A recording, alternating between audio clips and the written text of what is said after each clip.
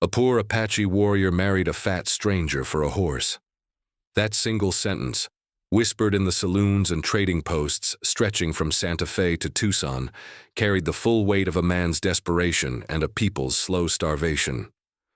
But those who reduced Coyathli's choice to mere poverty understood nothing of the mathematics of survival, the cruel algebra that transforms honor into commodity when the earth itself refuses to yield. For 3 years, the sky above the Chiricahua had remained a pitiless sheet of hammered copper, and the sacred springs that had sustained his clan since the time of grandfathers' grandfathers had dwindled to mud-choked memories. The antelope no longer descended from the high country.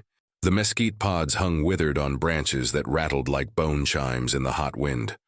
Children watched their mothers with eyes too large for their thinning faces, and the elders spoke in hushed tones of the terrible winters when the Spanish had first come, when starvation had driven the people to acts that even now could not be spoken aloud.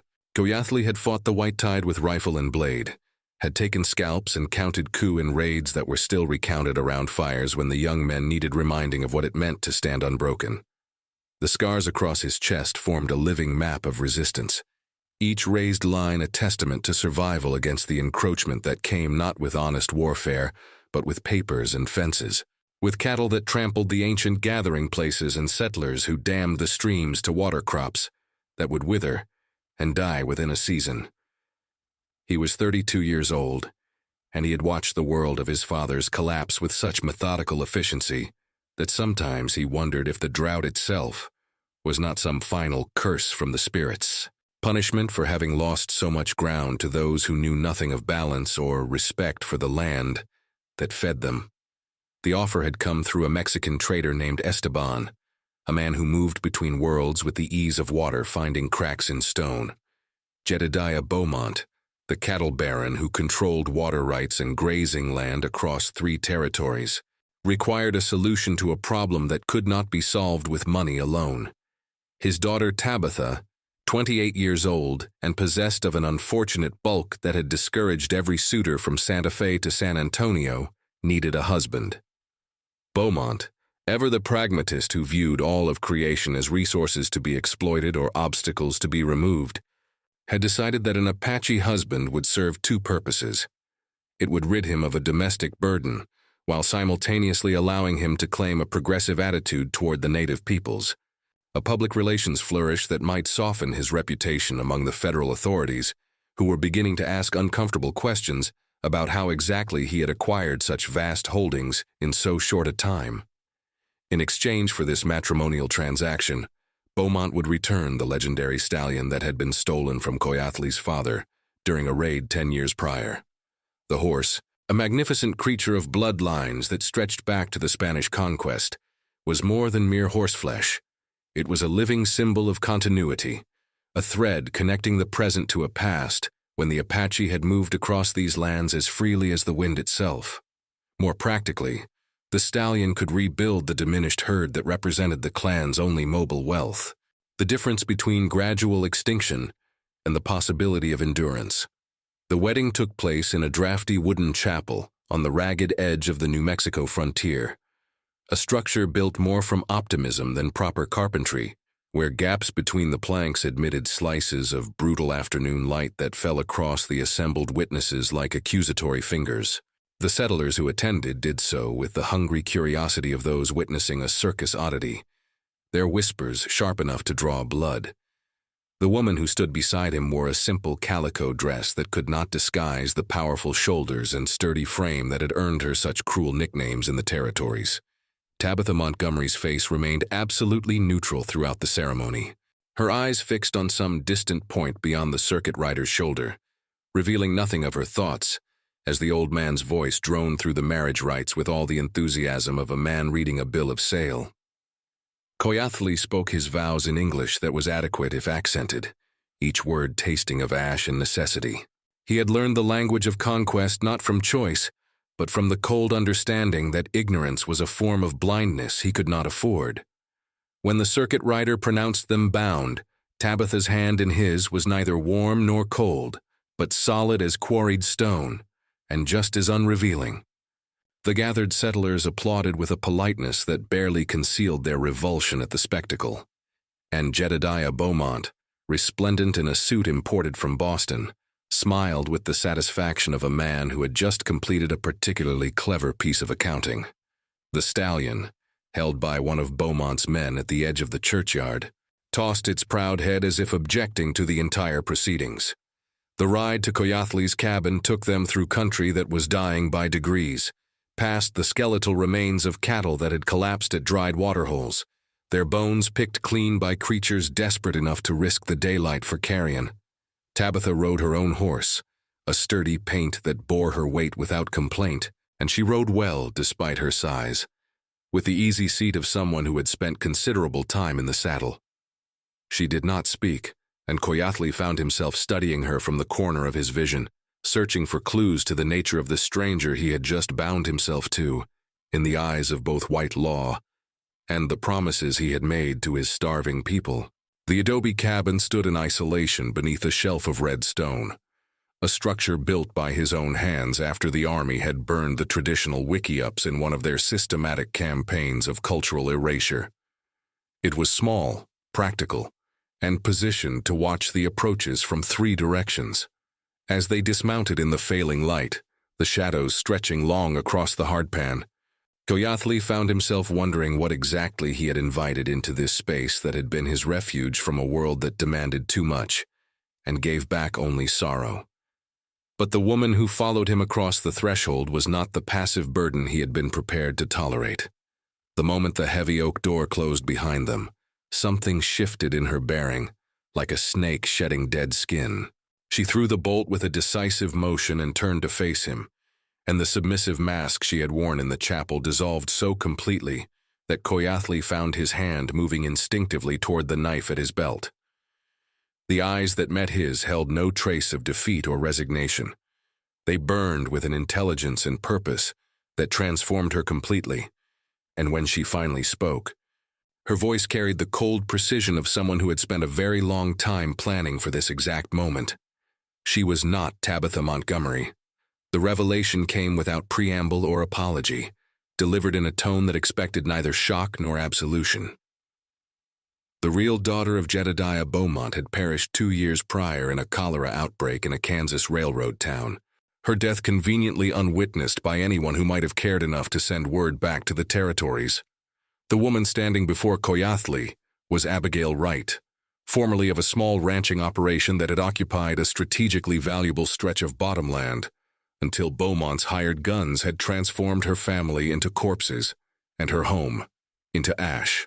She had spent 18 months becoming Tabitha, studying the dead woman's letters and habits, trading on the fact that Beaumont had not seen his disappointing daughter in over 4 years, and possessed no particular interest in examining too closely a problem he was eager to solve through marriage.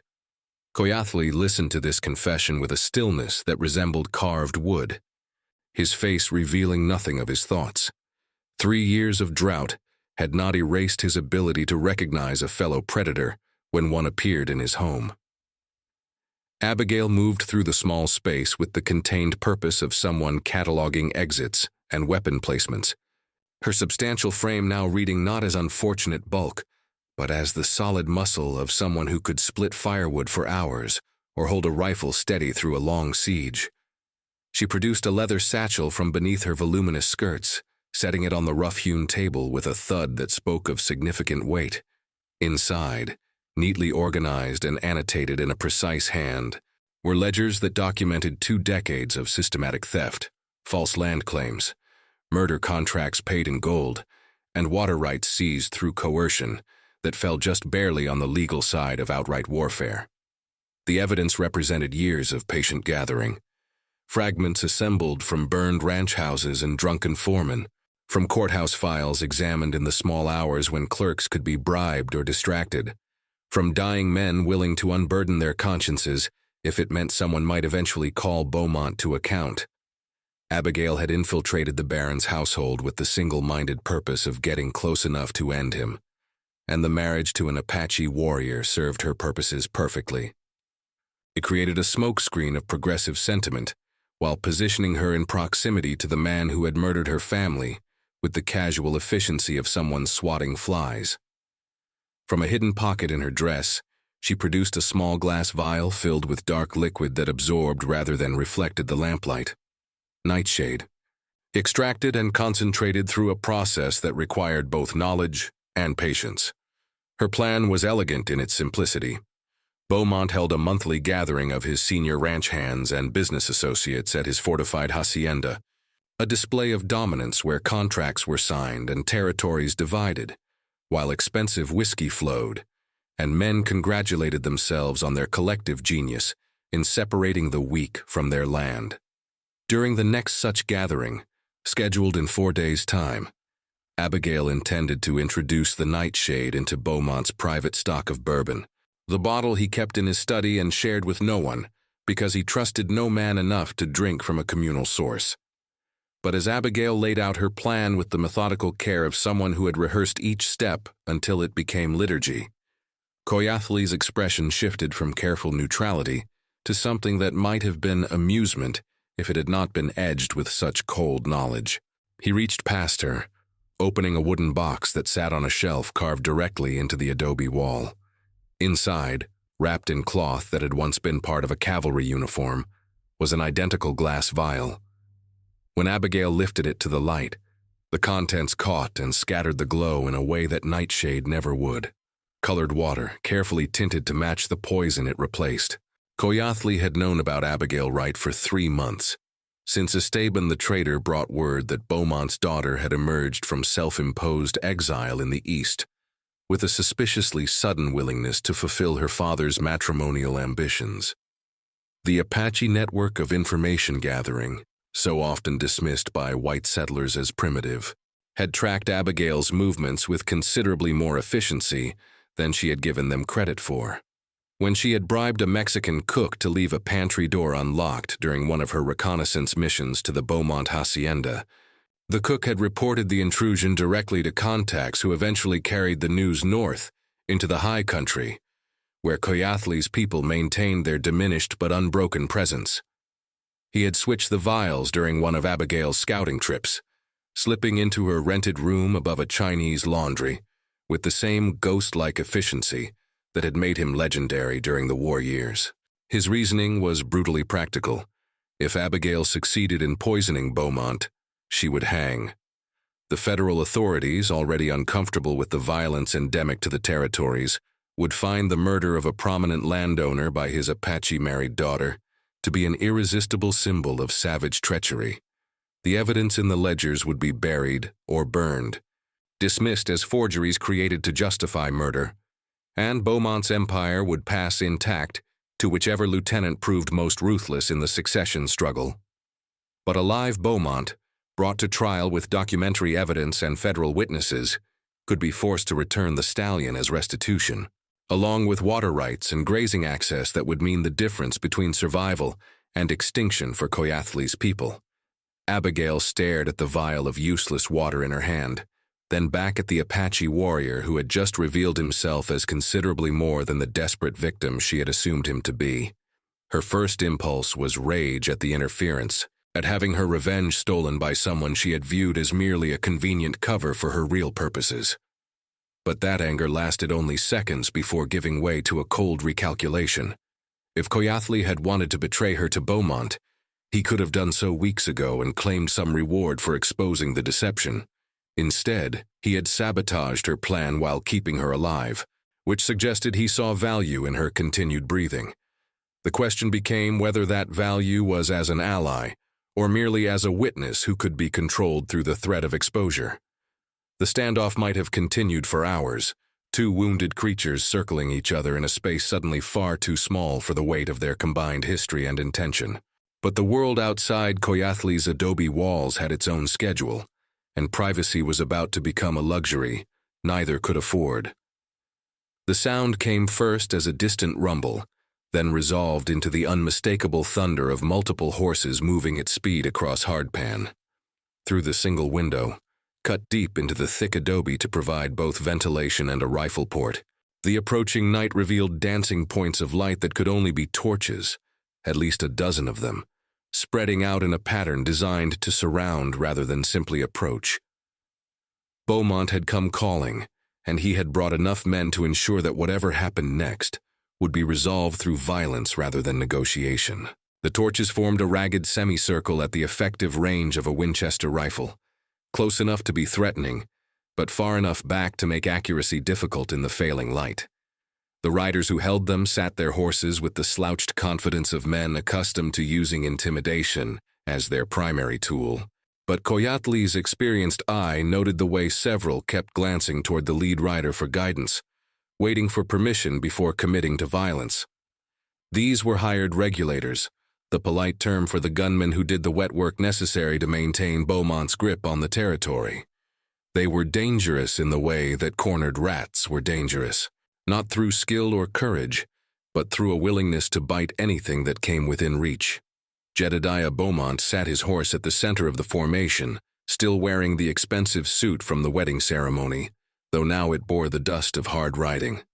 In the uncertain light of the torches, his face appeared carved from the same hard material as the surrounding landscape, all sharp planes and calculating eyes that missed nothing.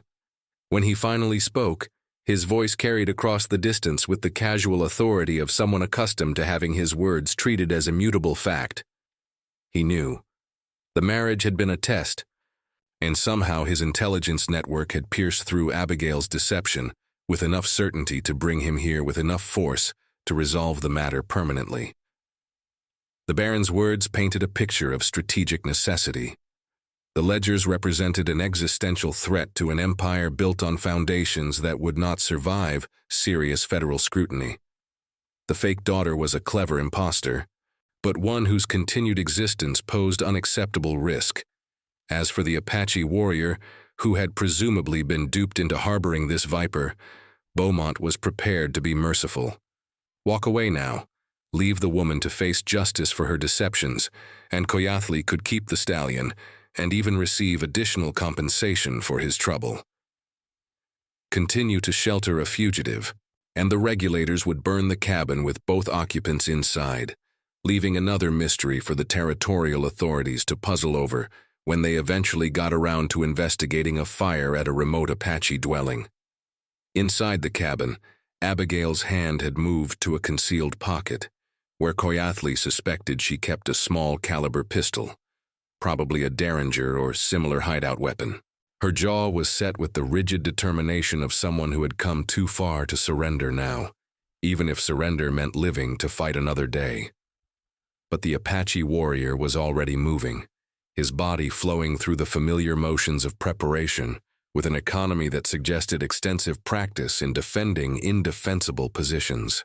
He pulled his Henry rifle from where it hung on pegs above the door, checked the load with fingers that knew the weapon like another limb, and positioned himself at the window port, where the adobe walls would provide maximum protection while allowing a field of fire that covered the widest arc of approach.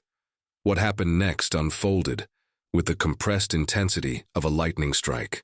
Coyatli's first shot was not aimed at any of the regulators, but at the glass-bowled lantern hanging from Beaumont's saddle horn, a decorative touch the Baron favored because it announced his presence like a mobile throne. The bullet struck true, shattering the glass and igniting the spilled oil in a sudden bloom of orange flame that spooked Beaumont's horse into a sideways dance that nearly unseated its rider. But the fire did not stop with the lantern. The spilled oil splashed across the Baron's leg and saddle, and within seconds he was beating at flames that threatened to consume both him and his mount, while the regulators scattered in confusion, their formation collapsing into chaos as horses panicked and torches were dropped or thrown aside in the scramble to control bucking animals. But Coyatli had not survived 3 years of guerrilla warfare by relying on a single advantage, or expecting chaos to remain in his favor indefinitely.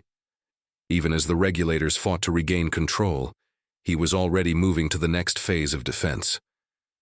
The cabin's seemingly random placement beneath a shelf of red stone was anything but accidental. During the months of construction, he had labored to create channels in the hardpan that would direct water from the rare storms that still visited these heights, but those same channels could serve another purpose.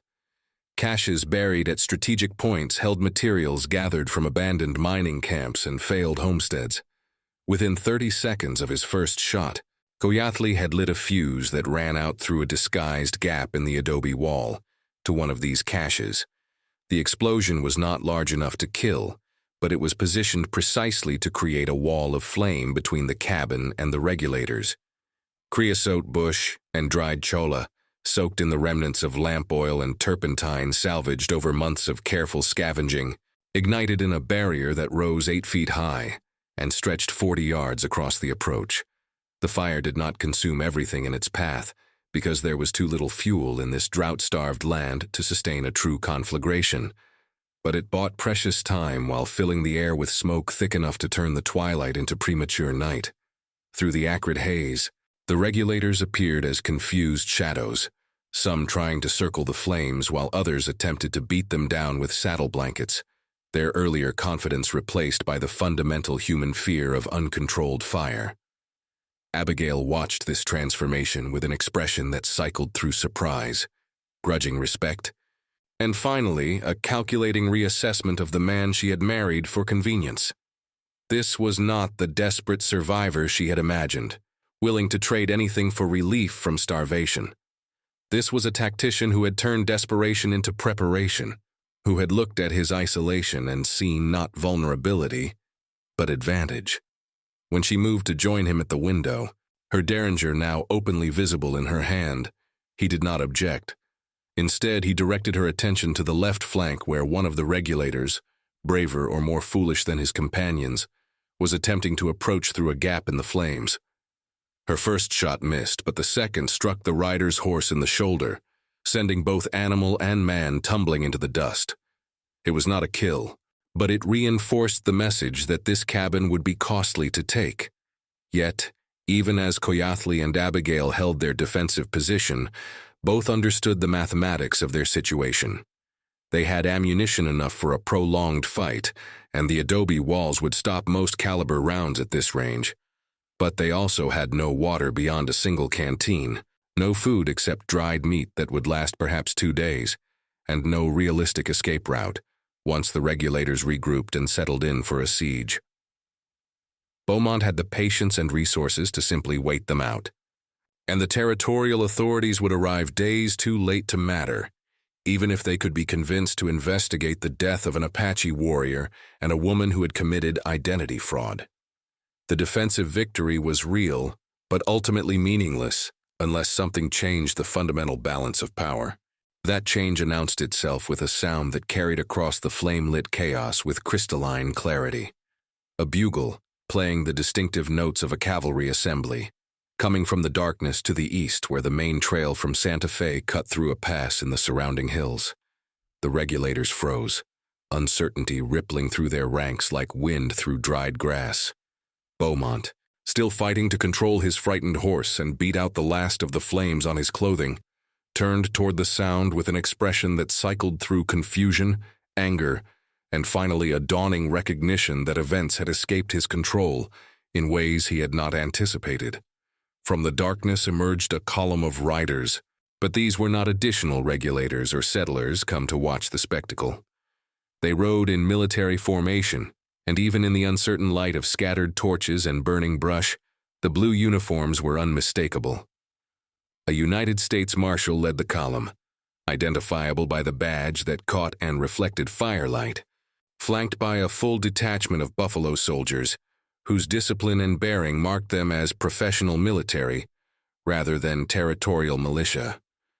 They moved with the unhurried certainty of superior force, spreading out to encompass both the cabin and the regulators, in a formation that made clear any resistance would be met with overwhelming and immediate response. The marshal's voice carried across the suddenly still battlefield with the flat authority of federal law. He addressed Beaumont by name and title, but there was no respect in the tone, only the mechanical politeness of someone reading from a prepared script. There were warrants, he announced, for crimes including land fraud, intimidation of federal land office officials, and conspiracy to commit murder. The evidence had been under review for months, but until tonight, there had been insufficient cause to move against someone of Beaumont's political connections and territorial influence. That calculus had changed the moment the Baron had led an armed force to assault a legal marriage and commit arson against a citizen of the United States, even if that citizen was Apache. The federal presence transformed the battlefield into something resembling a judicial proceeding, though one conducted under conditions that bore little resemblance to formal courtrooms. The Buffalo soldiers moved with precision to disarm the regulators, separating them from their weapons and horses with an efficiency that spoke of extensive experience in managing hostile populations. Several of the hired guns attempted to protest, claiming they were simply defending their employers' property rights, but their objections died when the marshal produced warrants that named them specifically as accessories to documented crimes. These were not random ranch hands caught in unfortunate circumstances, but known quantities with reputations that included multiple unsolved murders and suspicious fires at properties Beaumont had subsequently acquired for pennies on the dollar. Coyothly emerged from the cabin with his Henry rifle still in hand but pointed at the ground, Abigail following close behind. The firelight painted strange shadows across both of them, transforming them from desperate defenders into figures of almost mythic proportion. The marshal studied them with an expression that suggested he was comparing what he saw to descriptions provided by sources he had not previously considered entirely reliable. When he finally spoke, addressing Abigail by her real name rather than her assumed identity, her response was neither surprise nor denial. She had been working with federal authorities for the better part of a year, feeding information gathered during her time impersonating Beaumont's daughter, through a network of contacts that included surveyors' assistants, telegraph operators, and at least one clerk in the Territorial Land Office who had developed a conscience after witnessing too many forced sales. The marriage to Coyothly had been her idea, suggested to the Baron through carefully managed conversations with intermediaries who thought they were manipulating a desperate daughter into accepting the least objectionable solution to her unmarried status. It created a reason for her to be away from the Beaumont hacienda, while providing cover for her continued communications with federal investigators. More importantly, it positioned her in proximity to someone who had his own extensive intelligence network and his own reasons to want Beaumont's empire dismantled. The Apache network of information gathering, so often dismissed or underestimated by settlers, had proven invaluable in confirming details and filling gaps in the documentary evidence. Between Abigail's access to records and Coyothly's knowledge of Beaumont's operations in the backcountry, where official jurisdiction existed more in theory than practice, they had assembled a case that even the Baron's political allies would find difficult to dismiss or bury. The marshal explained this to Beaumont with the clinical detachment of someone describing an already completed process. The Baron, still mounted though now surrounded by armed soldiers who had made clear he was not free to leave, listened with a face that cycled through rage, calculation, and finally a kind of exhausted understanding that his time as king of this particular domain had reached its conclusion. He attempted several gambits, offering information on other land speculators, promising to return disputed properties, even suggesting that surely a man of his resources could make amends that would benefit everyone involved more than lengthy legal proceedings. But the marshal, a man who had spent 20 years watching powerful men escape consequences through exactly these kinds of negotiations, was not inclined toward mercy that resembled corruption. As the soldiers began the process of organizing the regulators for transport back to Santa Fe for formal arraignment, Coyothly and Abigail found themselves in the strange position of spectators to the collapse of an empire they had both invested significant portions of their lives in opposing. The fire that Coyothly had set to create his defensive barrier had burned itself out, leaving patches of scorched earth that would take seasons to recover. In the darkness beyond the immediate circle of torches and military discipline, the desert reasserted itself, with the eternal patience of landforms that measured time in geological epochs rather than human generations. The stars emerged with crystalline clarity in the smoke-cleared air, and somewhere in the middle distance, a coyote offered its opinion on the night's events with a long, ululating call that spoke of hunger, territory, and the ongoing business of survival that continued regardless of human drama. They stood side by side, not quite touching but occupying a shared space that felt less like proximity and more like the recognition of alliance. Abigail had removed the pins from her hair, allowing it to fall in a mass that softened features that had been held rigid with tension for so long that relaxation seemed almost foreign. Without the submissive mask or the focused intensity of her vigilante purpose, she appeared younger than her 28 years, though her eyes retained the hardness of someone who had looked directly at the worst humanity could offer and decided to fight rather than flee or fold. She turned to Koyathli with a question that had been forming since the marshal's revelations made clear that neither of them had been operating with complete information about the other's plans or resources. She wanted to know why he had not simply brought the ledgers to the federal authorities himself months ago, why he had entertained Beaumont's offer of marriage at all when he clearly had other avenues to pursue justice. Koyathli's response came slowly, as if he was discovering his reasoning in the act of articulating it. The ledgers alone, he explained, were documents that could be dismissed or lost in the labyrinthine bureaucracy of territorial governance. Federal authorities were understaffed, often corrupt, and generally disinclined to move against prominent settlers on behalf of Apache complaints. But a white woman, the daughter of the accused no less, presenting the same evidence while married to an Apache warrior, created a narrative too compelling for newspapers to ignore, and too politically complex for authorities to simply bury. The marriage made Abigail's accusations harder to dismiss as the ravings of a vengeful outsider, while simultaneously forcing federal investigators to treat Koyathli as something other than a savage nuisance to be managed or removed. More fundamentally, the marriage provided something neither had expected but both desperately needed: an ally who understood that survival in this transformed landscape required adaptation without surrender. Abigail's initial plan, poison and rough frontier justice, would have provided emotional satisfaction, but no lasting change to the systems that had enabled Beaumont's rise. Koyathli's patient gathering of evidence and careful manipulation of white bureaucratic processes would eventually have foundered on the simple reality that dead Indians mattered considerably less to federal authorities than live cattle barons.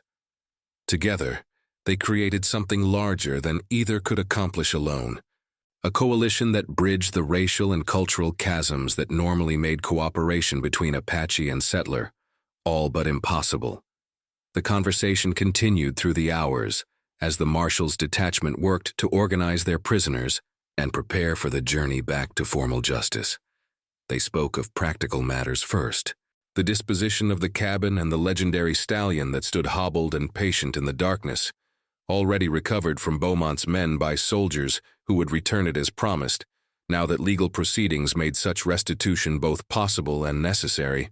But gradually the talk shifted to subjects that neither would have imagined discussing during those first tense moments in the cabin, when Abigail had revealed herself and Koyathli had countered with his own revelations. They spoke of futures that might actually exist beyond mere survival, of ways that Abigail's experience navigating white legal systems could benefit Apache land claims, of how Koyathli's knowledge of the backcountry and its inhabitants could help identify other cases of fraud and exploitation that might benefit from federal intervention. It was not friendship, not yet, and certainly not the romantic partnership that the formal marriage ceremony might suggest to outside observers. But it was recognition of a kind that both had thought impossible, in a world that seemed designed to ensure their mutual destruction. They were compatriots in a campaign that would outlast Beaumont's downfall, allies in a longer struggle to create space for survival, in a landscape being rapidly fenced and claimed, and transformed into something that served extraction rather than sustenance. As the sky began to pale with the first hints of approaching dawn, they stood together watching the soldiers prepare to depart with their prisoners, and neither felt the need to fill the silence with unnecessary words or false promises about a future that remained uncertain in every particular, except that it would require continued vigilance and adaptation.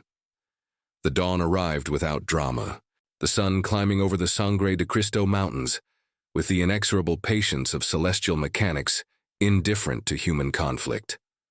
The federal detachment departed with their prisoners before the heat of the day made travel through the waterless stretches unnecessarily brutal, leaving behind only the marshal and 2 soldiers who would remain to take formal statements and document the physical evidence of the night's events.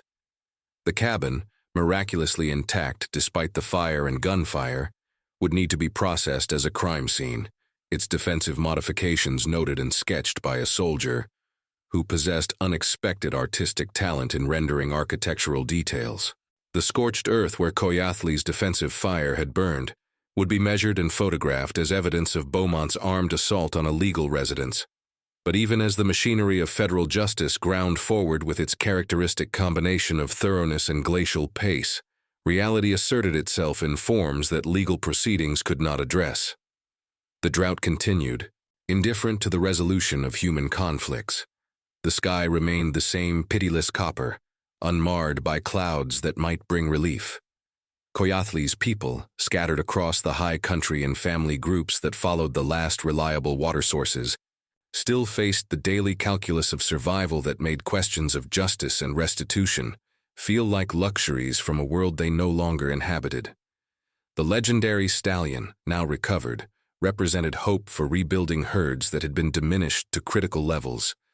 But horses required grazing that required rain that showed no signs of arriving, regardless of who held legal title to disputed lands. Abigail's situation was equally complex beneath the surface victory of Beaumont's arrest. She had spent 18 months becoming someone else so completely that returning to her original identity felt like trying to wear clothes that no longer fit. The Wright family ranch, such as it had been, existed now only as charred foundations and overgrown fields returning to sagebrush and chala. Her extended family, never large, had either been killed in Beaumont's initial land grab or had scattered to other territories seeking opportunities that did not come with the memory of mass graves poorly concealed in arroyos. She possessed justice in the form of legal proceedings that would eventually see Beaumont imprisoned or hanged.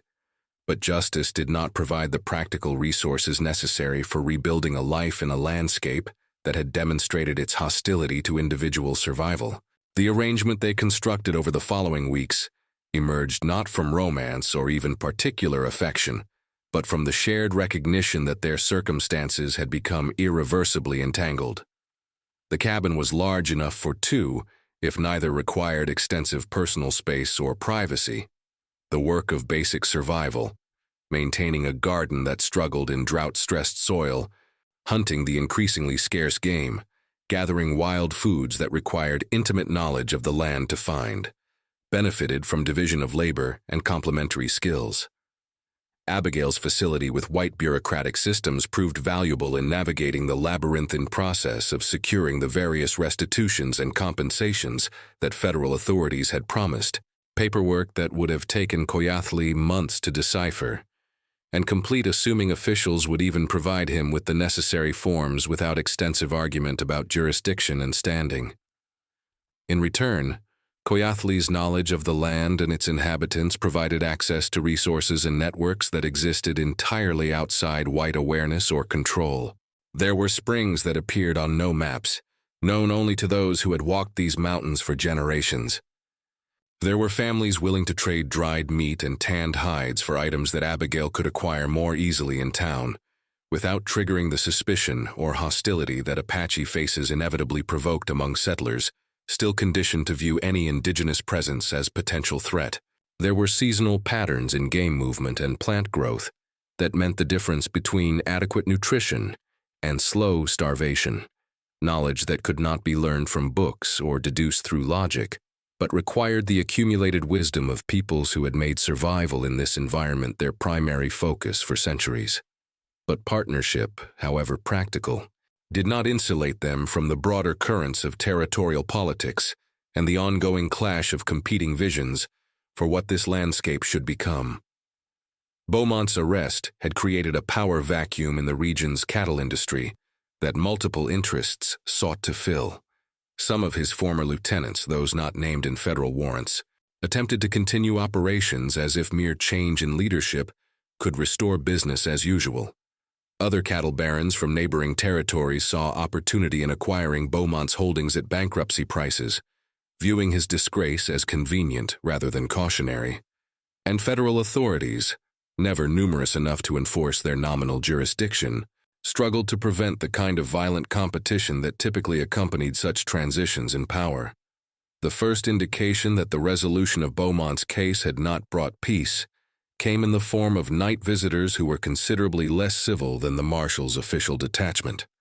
They arrived without torches or formal announcement, moving through the darkness with the practiced stealth of men accustomed to work best, performed without witnesses. There were 4 of them, faces obscured by bandanas and wide-brimmed hats pulled low, armed with revolvers and knives rather than the rifles that might suggest they expected extended engagement. Their target was not the cabin or its inhabitants, but the stallion, the legendary animal whose bloodlines made it valuable enough to justify the risk of theft from what was now effectively federal custody, pending final resolution of property claims. Koyathli woke to the sound that was not quite sound, that subtle change in the night's character that came from foreign presence disrupting the normal patterns of nocturnal activity. Birds that should have been silent went more silent. The casual movement of small mammals through the brush ceased. The quality of darkness shifted in ways that could not be seen, but could be felt by someone whose survival had long depended on reading such signs. He moved from his sleeping mat without waking Abigail, retrieving his rifle from where it leaned always within reach, and positioned himself at the window port that offered the best view of the small corral where the stallion was kept. The thieves moved well, demonstrating practiced skill in approaching the corral from downwind, keeping low profiles that would not break the horizon line visible against stars.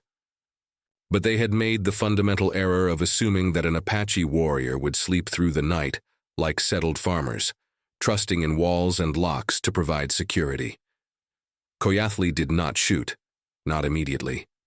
Gunfire would alert them to his awareness and potentially trigger a running firefight that could damage or kill the horse they sought. Instead, he moved through the cabin's rear exit, a low opening disguised from external view that emerged into a shallow arroyo carved by centuries of intermittent water flow. The erosion that had created this feature also provided covered approach to multiple positions around the cabin, routes that Koyathli knew with the intimacy of someone who had deliberately chosen this location for its defensive advantages. He reached the corral ahead of the thieves, positioning himself behind the stone and brush enclosure, with his rifle trained on the approach. When the lead thief reached for the rawhide latch that secured the gate, Koyathli's voice cut through the darkness with the flat menace of someone completely confident in his position and willingness to follow threats with action. The instruction was simple: leave immediately and live, or continue and provide more work for coyotes and vultures. The thieves froze, suddenly aware that their careful stealth had been anticipated and countered, that they were now the ones vulnerable to attack, rather than the attackers operating with impunity. What happened next unfolded with the compressed chaos of men making rapid decisions with incomplete information and survival instincts overriding whatever planning had preceded their attempt. One thief, either braver or more foolish than his companions, went for his revolver rather than choosing the offered escape. Koyathli's shot took him in the shoulder rather than center mass, a deliberate choice that would leave him alive to face questions about who had sent him and why. The sound of gunfire shattered the night's remaining peace, and the other 3 thieves scattered like quail flushed from cover, abandoning their wounded companion in their haste to reach horses that had been left in a draw beyond rifle range. Abigail emerged from the cabin with her derringer drawn, assessing the situation with the quick comprehension of someone who had learned to wake fully alert and ready for violence. Together they approached the wounded thief, who was attempting to stanch blood flow with one hand while fumbling for his dropped revolver with the other. Koyathli kicked the weapon out of reach, while Abigail retrieved rope from the cabin to secure him properly. The questioning would wait until dawn, when light and time could be used to encourage truthful answers to questions about who was willing to risk federal attention by stealing evidence in an ongoing case. The wounded thief, once secured and convinced that cooperation offered better prospects than stoicism, revealed a landscape of territorial politics considerably more complex than the simple removal of Beaumont had suggested. The cattle baron's arrest had not eliminated the systems of corruption and violence that had enabled his rise, but merely removed the most visible symptom, while leaving the underlying disease intact.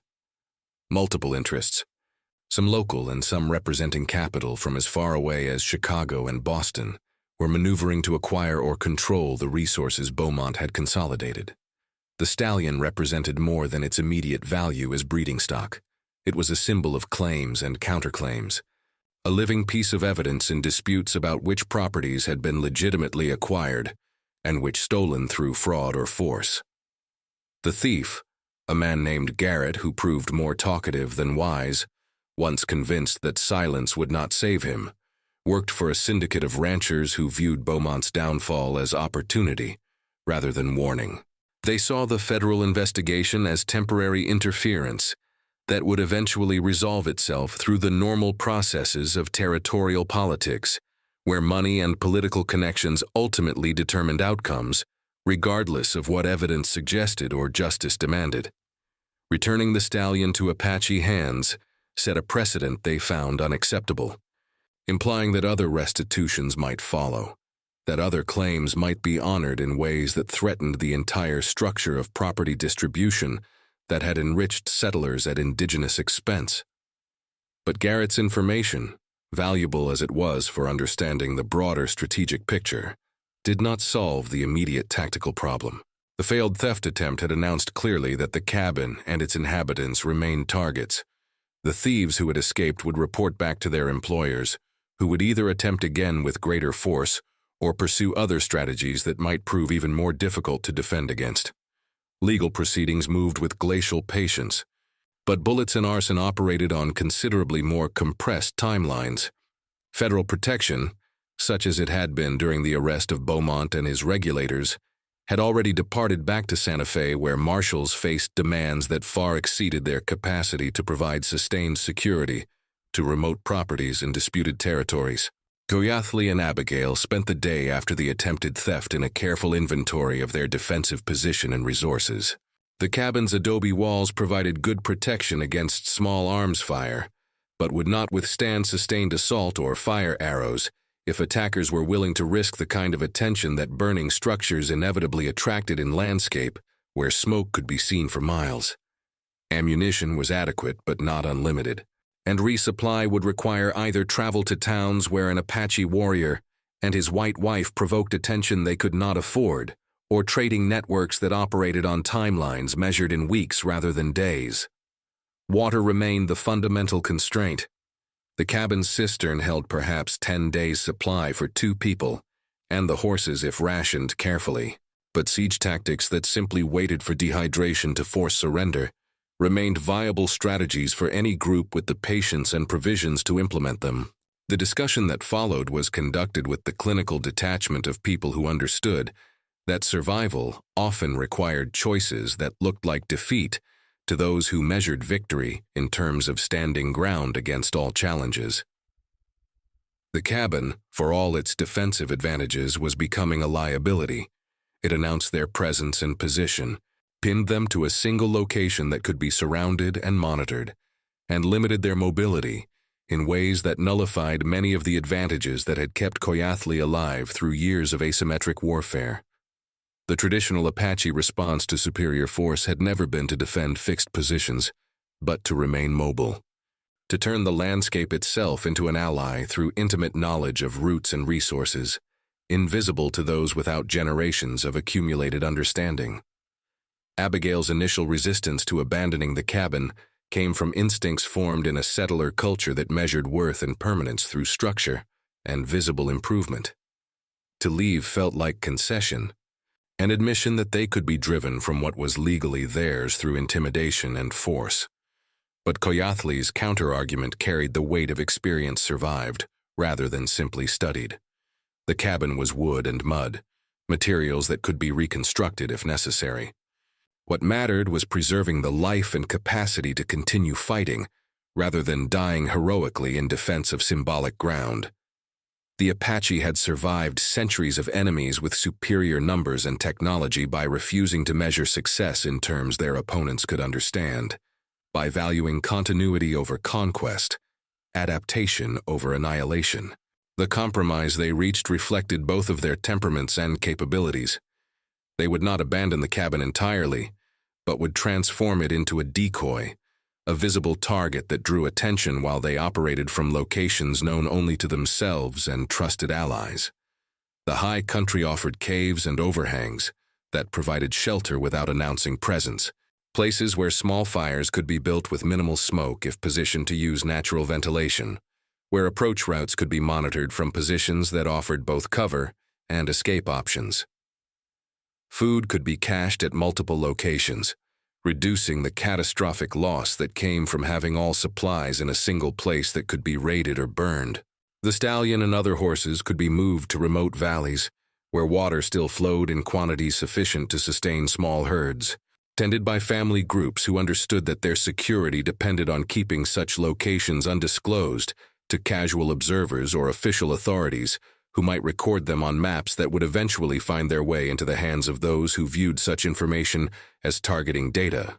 The transformation of their operational pattern required 10 days of exhausting work conducted largely during hours when watchers were least likely to be present or effective. Supplies were redistributed in patterns that appeared random, but followed careful logic designed to ensure survival if any single cache was discovered or destroyed. Routes were scouted and memorized, landmarks identified that would be recognizable in darkness or conditions of limited visibility. Abigail learned to move through terrain that her settler upbringing had taught her to fear or avoid, discovering that spaces labeled as wasteland or impassable often contained resources and routes invisible to those who looked without seeing, who measured utility only in terms of suitability for agriculture or grazing. Koyathli, in turn, learned aspects of Abigail's capabilities that their brief acquaintance and formal marriage had not revealed. She possessed unexpected resilience for extended physical effort, the kind of strength that came not from occasional labor, but from years of work that did not pause for weather or comfort. Her hands bore calluses that told of fence building and wood splitting, animal care and crop maintenance, the accumulated markers of someone who had operated a marginal ranch with insufficient help and too little water.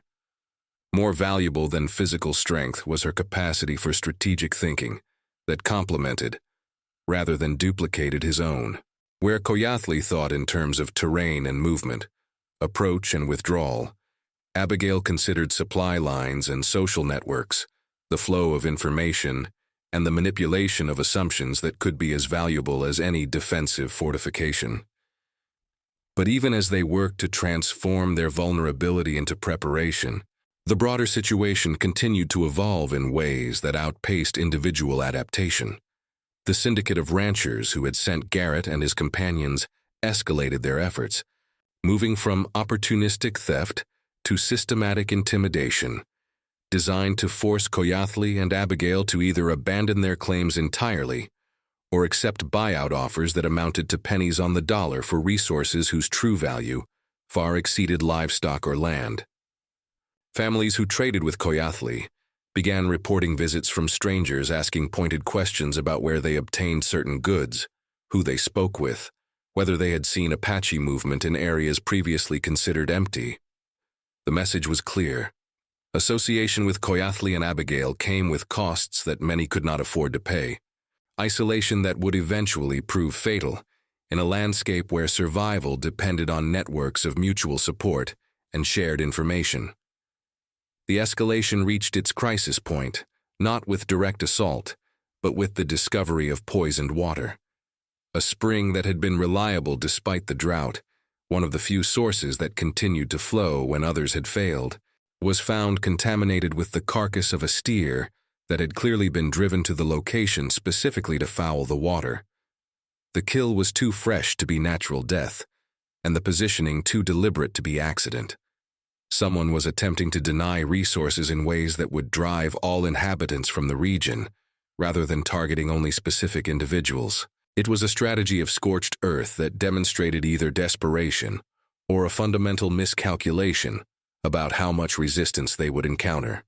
The poisoned spring transformed the conflict from a matter of property claims and legal disputes into something that threatened the basic conditions necessary for human habitation. Water sources in drought conditions were not infinite resources to be casually sacrificed in property disputes, but lifelines that determined where populations could exist at all. Fouling a spring did not simply inconvenience specific individuals, but threatened entire communities, including settlers who depended on the same sources, even if they did not explicitly ally with those under direct attack. The syndicate's escalation had crossed a threshold that made neutrality impossible, and transformed what had been a targeted campaign against Koyathli and Abigail into an existential crisis for everyone who inhabited the region. The response, when it came, demonstrated the power of networks that operated outside official channels or formal organization. Families who had maintained careful neutrality in the dispute over Beaumont's properties suddenly discovered urgent reasons to share information about suspicious movements, strangers asking questions, and the locations where syndicate cattle were being concentrated for drives to distant markets. Traders who moved between communities carried messages that arrived faster than any official postal service, coordinating responses that had the character of spontaneous combustion, even though they followed patterns of mutual aid that predated settler arrival by generations. The Apache networks that settlers routinely dismissed as primitive or ineffective demonstrated their sophistication by assembling intelligence that would have required any official organization weeks of effort to duplicate. Koyathli and Abigail found themselves at the center of a coalition that neither had explicitly organized, but that had crystallized around the recognition that the syndicate's tactics threatened everyone regardless of individual positions on specific property disputes. Ranchers who had previously competed for resources discovered common cause in preventing any group from establishing the kind of monopolistic control that Beaumont had wielded. Settlers who resented federal interference in territorial affairs nevertheless recognized that some kinds of self-help crossed lines into chaos that served no one's interests. Even some of Beaumont's former associates, those who had managed to avoid indictment by providing evidence against their former employer, saw opportunity in positioning themselves as voices of moderation against the syndicate's extremism. The plan that emerged from this unlikely coalition was risky in ways that made individual action seem cautious by comparison. Rather than defensive posture waiting for the next attack, they would force confrontation on ground of their choosing at a time that maximized their advantages, while exposing the syndicate's leadership to consequences they had thought themselves insulated against. The syndicate was gathering cattle for a major drive to market, assembling herds from multiple ranches at a traditional gathering point where grass and water had historically been sufficient to hold large numbers of animals. The timing was determined by seasonal markets, and the need to move livestock before summer heat made such efforts prohibitively difficult. What the syndicate did not know was that their gathering point and timing had been communicated through networks they had not imagined existed, and that their concentration of resources and leadership in a single location created vulnerability rather than strength.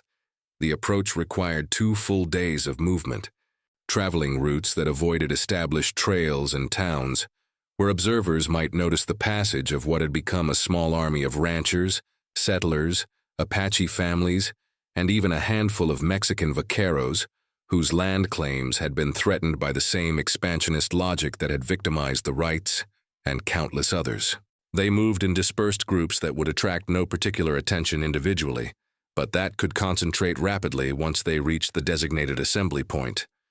Koyathli led a core group that included Abigail and perhaps 20 others through high country that tested even his knowledge of viable routes, seeking paths that would allow them to arrive at the cattle gathering point from the direction least expected, because it was least possible to anyone without intimate knowledge of the terrain. They arrived in darkness, positioning themselves on high ground that overlooked the makeshift camp where the syndicate had gathered both cattle and leadership for final preparations before the drive. The scene below played out in the warm glow of multiple campfires that marked where different ranch crews had settled for the night, confident in their numbers and in the assumption that they were beyond reach of any force that might oppose them. Guards had been posted, but their positions suggested they anticipated threats from established approach routes rather than from terrain considered impassable. The cattle held in a natural amphitheater where rock walls on three sides created a ready-made corral, numbered in the hundreds, representing the accumulated wealth of the syndicate's member ranches. The first indication the syndicate had that their isolation had been compromised came not from gunfire, but from sound, the deep-throated bellow of a horn that carried across the distance with clarity, that suggested multiple instruments playing in coordination. The sound came from all directions simultaneously, the high ground surrounding the valley revealing armed men backlit by the rising sun. The syndicate's guards, suddenly aware that they were surrounded by superior numbers positioned to command every approach and exit, faced the choice between futile resistance and negotiation. The cattle, spooked by the unexpected sound, began to mill and bellow, their movement threatening to become stampede if not carefully managed. The United States Marshal, who rode into the syndicate's camp at the head of a column of buffalo soldiers, carried warrants, but these were accompaniments rather than the primary source of his authority. The real power came from the assembled coalition that had made clear through their presence that the syndicate's methods would not be tolerated regardless of what official processes might eventually conclude. The Marshal's role was to provide legal framework for resolution that might otherwise have devolved into the kind of open warfare that would have drawn unwanted federal attention and military occupation that would have served no one's interests. The charges were comprehensive, ranging from water poisoning to conspiracy to commit arson, from theft of federal evidence to intimidation of witnesses in ongoing legal proceedings. But more significant than any specific charge was the complete collapse of the political protection the syndicate had assumed would shield them from consequences. The coalition's existence demonstrated that they had miscalculated fundamentally about the distribution of power in the territory, that they had confused the acquiescence born of individual weakness for acceptance that could be sustained against collective resistance. The syndicate's leadership, accustomed to using law as weapon and shield, found themselves confronting its double edge. The same territorial courts that had rubber-stamped their land claims now faced pressure from communities that had discovered voice and coordination where previously there had been only isolated complaint. Federal authorities, always resource-constrained and dependent on local cooperation, suddenly found themselves with witnesses and evidence that made prosecution politically advantageous rather than bureaucratically burdensome.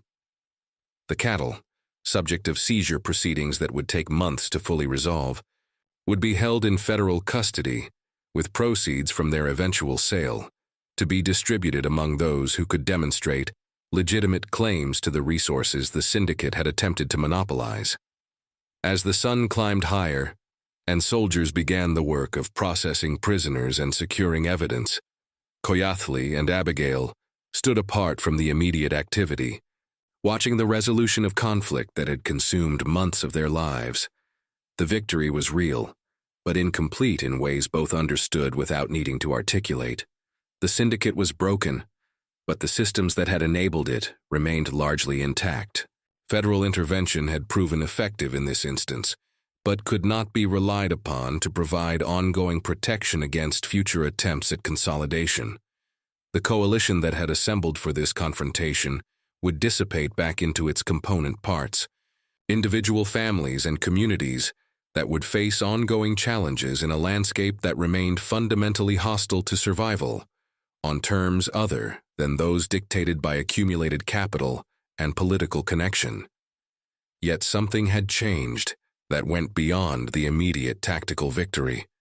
The demonstration that resistance was possible, that coordination could overcome individual weakness, that the apparatus of federal law could sometimes be leveraged toward justice, rather than simply reinforcing existing power structures. These realizations created possibilities that had not existed before.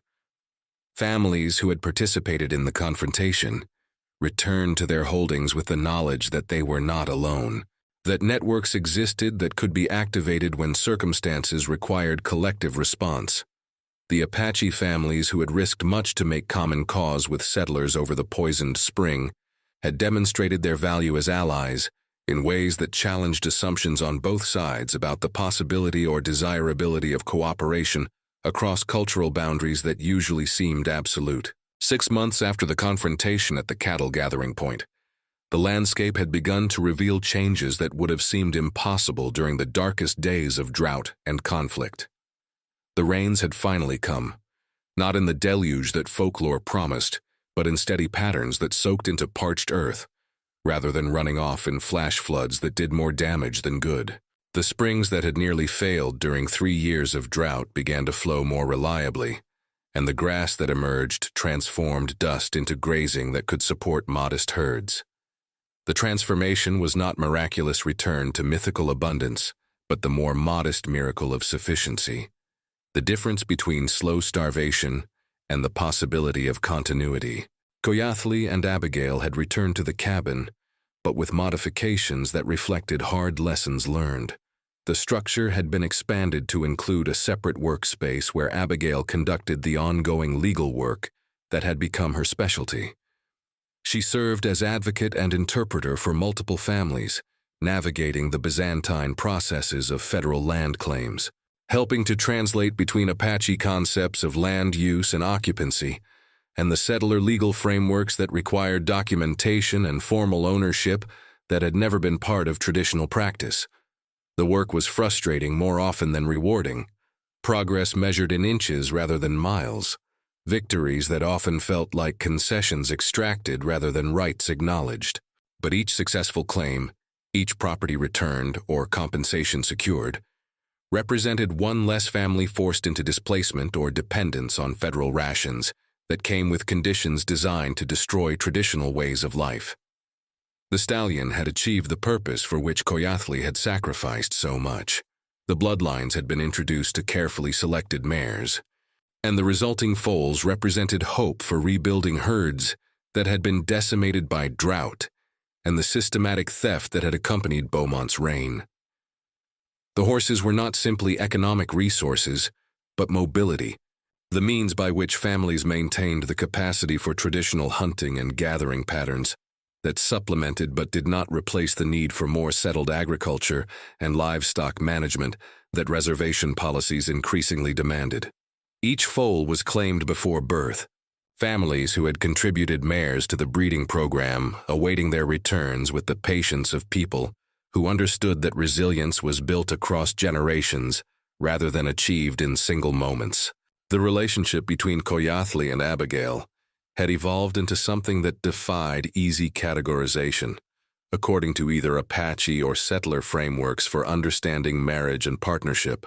They were neither the romantic union that white culture expected from married couples, nor the practical arrangement of many Apache marriages where partnership focused on division of labor and child-rearing.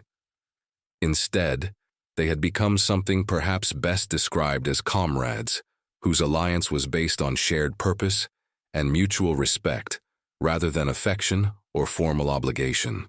They occupied the same space, shared resources and labor, consulted on decisions that affected their collective interests, but maintained boundaries that acknowledged their fundamental differences in background and ultimate objectives. Yet within those boundaries, there had grown an intimacy of understanding that went beyond the surface cooperation. They knew each other's rhythms and preferences with the unself-conscious familiarity that came from sustained proximity and shared crisis. Abigail had learned to read the subtle shifts in Koyathli's expression that indicated concern or calculation before he spoke, to understand when silence meant contemplation versus avoidance. Koyathli had learned the patterns of Abigail's frustration with legal proceedings that moved too slowly or ended in compromises that felt like defeat, to know when she needed encouragement versus the space to process disappointment in her own way. They argued when they disagreed, sometimes with heat that cleared the air rather than poisoning it, and they celebrated small victories with the restrained acknowledgement of people who understood that each success was partial and temporary. The broader community that had formed during the confrontation with the syndicate continued to function, though with less urgency now that immediate crisis had passed. Monthly gatherings brought together families from across the region to share information, coordinate responses to ongoing challenges, and maintain the social bonds that would be necessary for future collective action. These gatherings were hybrid affairs that combined Apache traditions with settler practicalities, meals that mixed fry bread with sourdough biscuits, conversations that shifted between English, Spanish, and Apache languages as needed. Children played together with the unself-conscious ease that adults could only partially recapture, forming friendships and rivalries that suggested the next generation might navigate cultural boundaries with more flexibility than those who had spent their formative years in separation and suspicion. The federal cases against Beaumont and the syndicate leadership ground forward, with the characteristic pace of legal proceedings, where every motion and counter-motion extended timelines measured in years rather than months. Beaumont himself had been convicted on multiple counts and sentenced to 15 years in territorial prison, though appeals meant he remained free on bond and continued to exert influence through proxies and retained lawyers. The syndicate members faced similar charges, but with the added complication that their individual culpability varied widely, some having been enthusiastic participants in poisoning springs and intimidating witnesses, while others had been swept along through combination of fear and assumption that their more powerful partners would shield them from consequences. The legal complexity was exhausting and expensive, requiring sustained attention from prosecutors who faced constant pressure to accept plea agreements that would close cases without the risk and expense of trials that might not produce convictions. Through all of this, Abigail remained engaged with intensity that sometimes worried Coyathli for its consuming nature. She had found purpose in the legal work, a channel for the rage that had driven her initial vendetta against Beaumont, but that now was directed towards systemic change rather than individual revenge. She corresponded with federal officials, provided testimony in multiple proceedings, wrote letters to newspapers arguing for reform of land policies that had enabled decades of fraud and dispossession. The work was endless and often thankless, victories partial and subject to reversal through legal maneuvering or political interference. But she persisted with determination that acknowledged setbacks without accepting defeat, treating each loss as lesson rather than conclusion. On an evening 6 months after the confrontation, as the sun set over mountains that no longer appeared quite so hostile in their distance, Coyathli found himself reflecting on the strange trajectory that had brought him to this moment. He had married a stranger for a horse, a transaction that had felt like surrender, even as he had told himself it was strategy. That stranger had proven to be not what she appeared, and the simple exchange had unfolded into complications that had nearly killed them both multiple times. Yet somehow, through combination of luck and calculation, desperation and determination, they had survived, and in surviving had created something that felt more substantial than mere continued existence. The cabin was no longer just a defensive position, but something approaching a home, a word he had thought lost to him when the old ways had been systematically destroyed, and the people scattered across territories that had once been theirs to inhabit, without reference to lines on maps or permissions from authorities who had no ancestral connection to these lands. Abigail had planted a garden that actually grew things, vegetables that required attention, but that supplemented their diet in ways that reduced dependence on hunting that became more difficult as game remained scarce, despite the returning rains. She had fashioned curtains from fabric traded at the fort, small touches that transformed raw functionality into space that acknowledged human need for beauty alongside mere shelter. They had not saved the world, had not prevented all injustice or restored all that had been taken, but they had created a small pocket of resistance to the forces that sought to reduce everything to extraction and exploitation. They had demonstrated that alliance across cultural divides was possible if individuals were willing to see beyond categories to the shared interests that transcended racial boundaries. They had survived, and in a landscape and time defined by systematic efforts to eliminate or contain Apache presence, survival itself was a form of victory. As darkness settled and stars emerged with the clarity that came from air, unstained by the dust that had once been constant presence, Coyathli spoke words that he had not intended to say, but that emerged with the force of truth too long unacknowledged. He told Abigail that he was grateful, not for the circumstances that had brought them together or the suffering they had endured, but for her presence and partnership through trials that would have broken either of them alone. It was not declaration of love in the sense that romantic stories demanded, but it was recognition of bond that ran deeper than simple affection, forged in fire and tested by circumstances that revealed character with unmerciful clarity. Abigail's response, when it came, carried the weight of equal honesty. She acknowledged that she had used him initially, seen him as tool rather than person, a means to access Beaumont that required no more consideration than any other tactical element in her plan for revenge. But proximity and shared danger had transformed that instrumental calculation into respect, and eventually into something that approximated the kind of partnership she had imagined might exist, if she had ever met someone capable of seeing her as full human being rather than failed woman, whose size and independence marked her as unacceptable, according to the narrow definitions of femininity that settler culture enforced. They would continue as they were, partners without pretense of romance that neither felt, allies in ongoing campaigns that would outlast individual lifetimes, building something that might endure because it was based on reality rather than fantasy.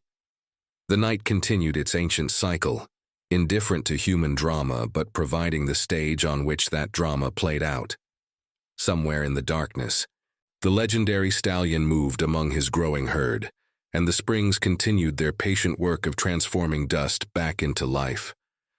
The story had no neat conclusion because life offered no such thing, only ongoing chapters that required adaptation and endurance.